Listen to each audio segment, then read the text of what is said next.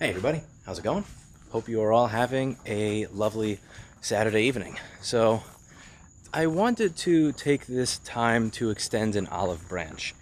Yesterday, I said that the right to repair bill finally got passed, and that was after 7 years of failing to get any sort of bill passed, which is really great news. It's finally got something done. And in the live stream that I did, when people were asking me how I thought it was going to go, I said, well, what's most likely going to happen is first, this will be fought in the court system.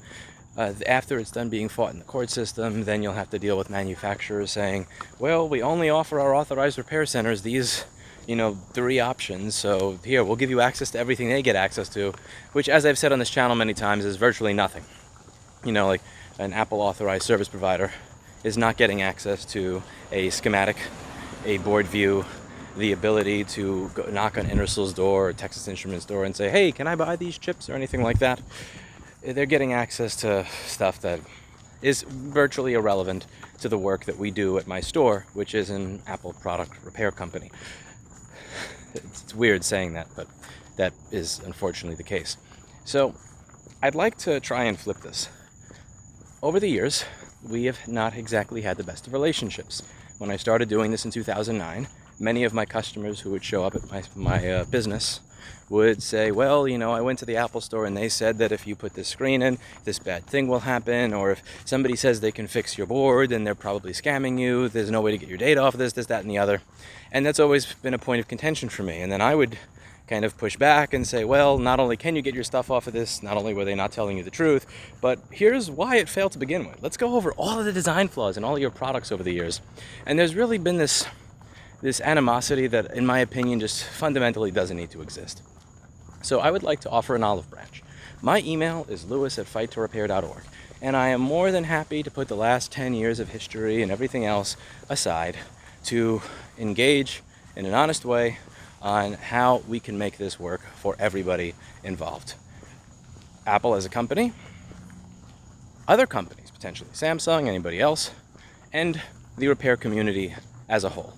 I don't want to see this turn into some nonsensical, long-winded, drawn-out, protracted legal battle where both sides are wasting time, wasting money, and wasting resources. At the end of the day, you as a manufacturer want to sell products that consumers are happy with and have good experiences with, whether they're getting it repaired through you or an independent. And there's going to be a lot of jobs that you guys just fundamentally don't want to do because it's not your profit center or just not where you want to be focusing. And we want to be able to provide that experience to the consumers that show up to us without having to say, well, I'd love to fix your device, but it has a chip that I can't get yet, and I'm waiting for some guy in China to dig through a dumpster and wait for somebody to throw out a bunch of boards that they weren't supposed to throw out, or chop into pieces and shove into their pants that they could sneak out of a factory or whatever.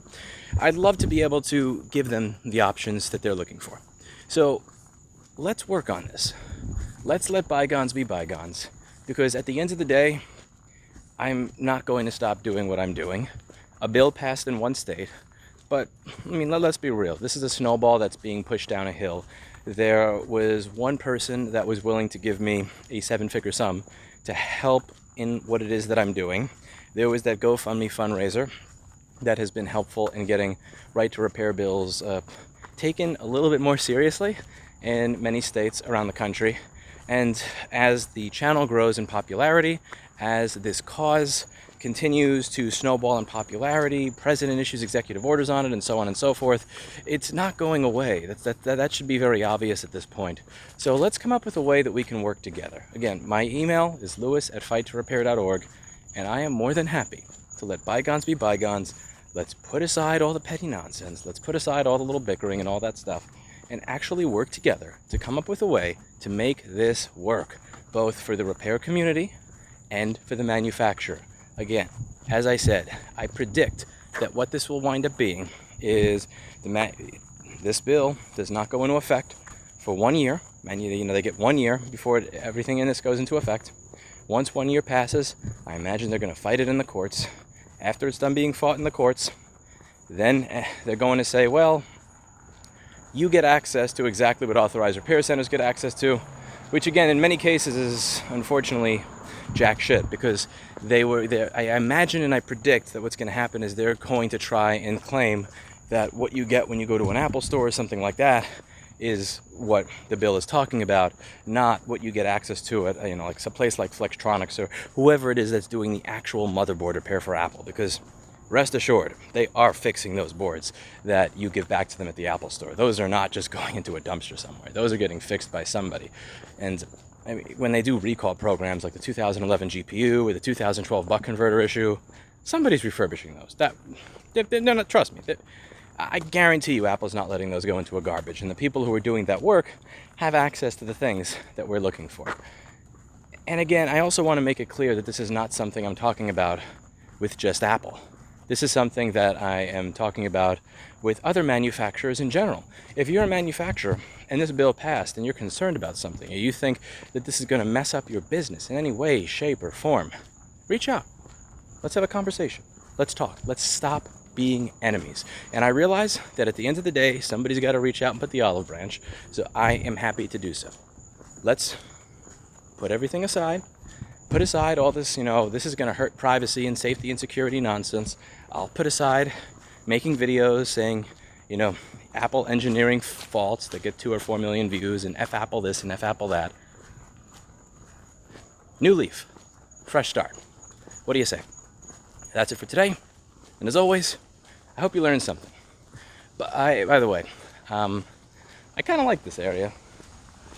Actually, several of the staff kind of like this area. I left my Bosch tool at home. So first thing I'm doing tomorrow is I'm heading to Home Depot to get another laser measuring tool, because we are starting another series of Rossman Realty. This one is going to be hopefully the last one. I really did not think when I did that series that I would be looking to do another one literally 2 years later. That was not exactly part of the plan. But there are some places here that are, if they're not lying, again, to be clear, if they are not lying, that are in areas that have a lot of people that use Apple products, and they're about as big as my current store, and they're like $3,000. That's $10,000 less than what I'm supposed to be paying when my rent goes back up to full this August or so. And yeah, New York City has not exactly recovered to the point where that is worth it. I looked around in the area for a while, and they're still crazy. Like, I still have realtors emailing me spaces that are smaller than mine for $19,000 a month, and they're pretending that that's an actual option. And it's just like, and then I don't know. It's just New York City is kind of like, it's kind of like that. How about this? It's like that woman that like was mean to everybody, but was kind of good looking, so they kind of got away with it and could still get attention. That now they're 75 years old and they haven't learned how to be nice to anybody ever, and they're mean.